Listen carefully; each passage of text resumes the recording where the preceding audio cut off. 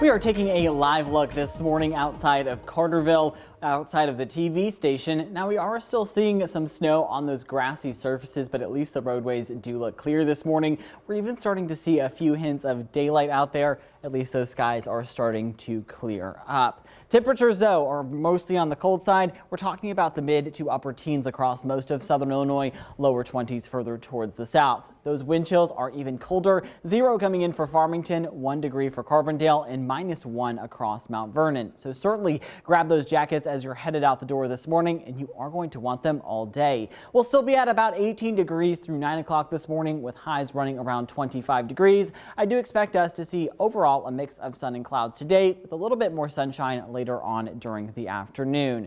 We likely will see those wind chill values linger into the mid-teens as we go throughout the rest of the afternoon hours. So certainly a very cold day in store for a lot of us. I expect highs to be around 22 for Harrisburg, 28 for Paducah, and 30 across Poplar Bluff, with wind chills running into the mid-teens across southern Illinois, lower 20s a little bit further to our south across parts of western Kentucky. That dangerous cold does stick around as we go throughout the day today, and it's likely going to stick around as we go throughout tomorrow morning, with sub-zero wind chills once again expected, but at least it's going to be fairly quiet. Now we are tracking increasing snow chances as we approach the day on Friday, and for that we already have a winter storm watch for the Boot Heel of Missouri all the way up through parts of western Kentucky from late Thursday evening through late Friday evening. And it's part of a much larger setup where we have a high pressure system out towards the east and a low pressure system further towards the south and towards the west. Now I do think we will see some pretty substantial moisture levels through middle Tennessee, but the big question for our region is going to be how far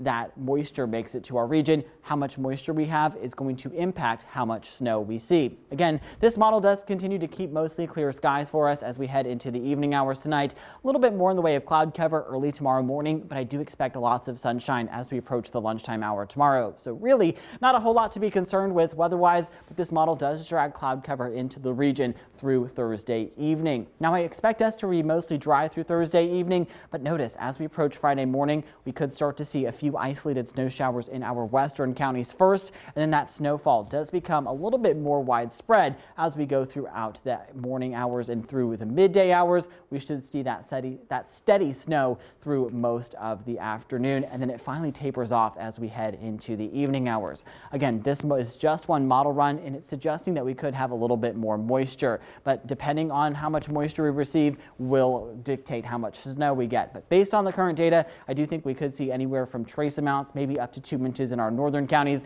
potentially 1 to 3 inches a little bit further towards the south, say around Marion and Carbondale, and then south of Paducah, 3 to 5 inches is possible. But again, expect this to shift as we see more updated modeling. Storm Track 3 app, though, always helpful to keep right there in the palm of your hand. You'll be able to keep an eye on all of those snow chances as we approach Friday.